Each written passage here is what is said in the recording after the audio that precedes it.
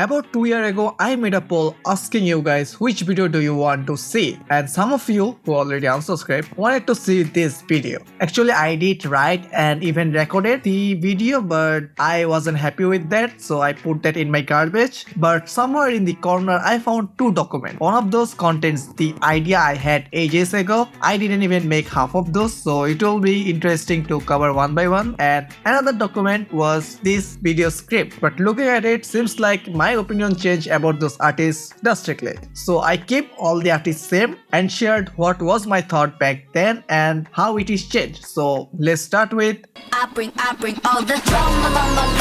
I bring drama on my life. For Aespa, I had 2 reasons. First, the fandom name Mai. A random avatar Navis has a cooler name than their fandom name. But the main reason was I never liked their song at first listen. For me, it takes months to get used to their song. But definitely once I started liking it, it became my go-to song. I get addicted to it. I listen to that over and over until I overplayed that and get sick of that song. But that dynamic kind of changed when they came back with SPICY. That immediately became my favorite. But with drama, it going back to same old road, but still I listen to Hot Air Balloon and better things. Nonetheless, one thing remained the same, that is I don't stand Aespa.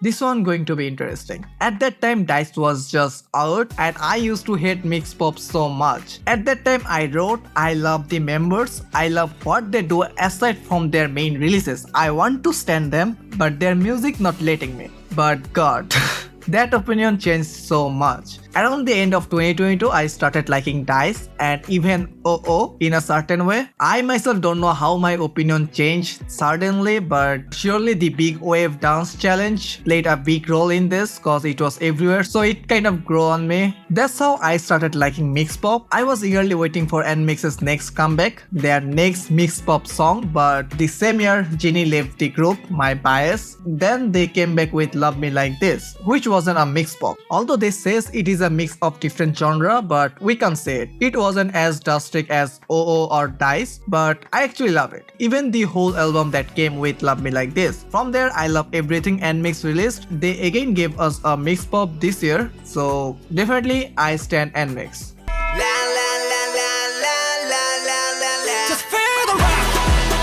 The reason I don't stand Stray Kids is similar to Aespa. I'm not a big fan of their type of music. I'm more calm and low beat music enjoyer, so noisy music is not my type of thing. I can differentiate their songs. Even sometimes I used to feel all the 4th gen boy group sounds the same. That's why I don't stand most of the 4th gen boy group. If I count how many 4th gen boy group I actually stand, it will be TXT, Gravity, DKB, Ten and ONEUS. Although I used to like ENHYPEN, but after their Top My Mic or something with Mike, after that era I actually fell off. Although I like all the members of Stray Kids, even 80s and the boys, I can recognize each of them individually and love their personality, but I don't stand them. That didn't change though, but if I look back, I almost like all of their title tracks, but I never dared to check out their B-sides. Let's get down.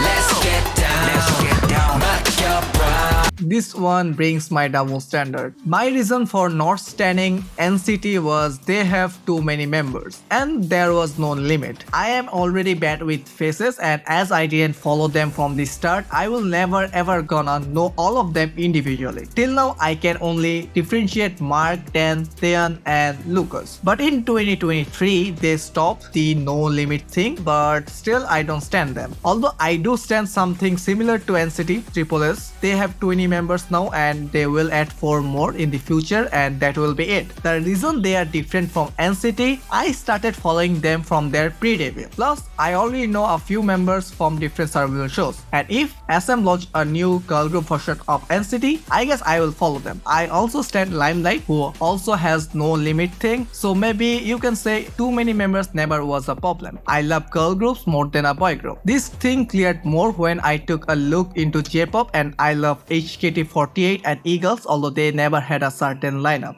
But one thing for sure, I like NCT's music. You will never see me complaining about their music. I even listen to their album time to time.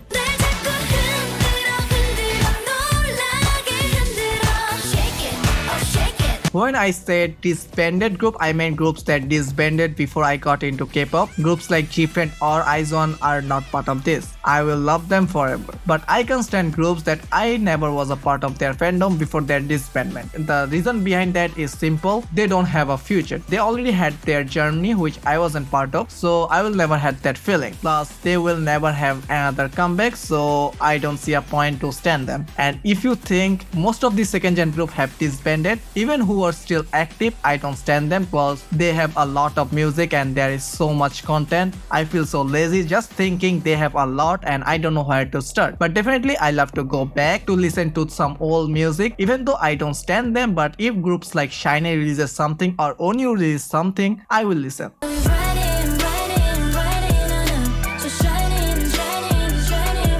At that time, there were just Itzy, Niju, Prequel, and Divers who I included in this. Now, N-Team, Bicha, and Jessi also joined this conversation. At that time, I was mainly concerned about Divers, a Vietnamese group managed by RVW. But now seems like they are gone for good, even without any official statement. Not only that, 2 members of Prequel left the group. That proves why a foreign group under a Kpop company never been a good idea. But I wasn't 100% correct. At that time, my main concern about Niju was they were just stuck on J-pop, but this year they made their Korean comeback. Also, N-Team is killing in both Japan and Korea, so I guess this thing always was about the management. Hype is good when it comes to managing a group. I wish I could say the same for Formystein. However, I still don't have faith in JYP, Niju, and Vicha's future is bit blurry. But I'm sure Hype is going to manage Jessi properly. But Itzy's case is different. They are a group full of Japanese people, but they promote in Korea. Although their music is banger, but I'm not sure how long it will take for Koreans to accept their existence. I don't think they will ever treat them like any other K-pop group, so I think it is better to promote globally and perform other countries' shows too. But one thing, I do stand Itzy now, so that changed. However, that's all. I myself felt this was a boring topic, that's why I put that on garbage, but who cares? You might also have a reason not standing a particular group. You can share those in the comment and click that glowing subscribe button and follow me on Instagram. I will see you all soon. Until then, watch this video and have an awesome life.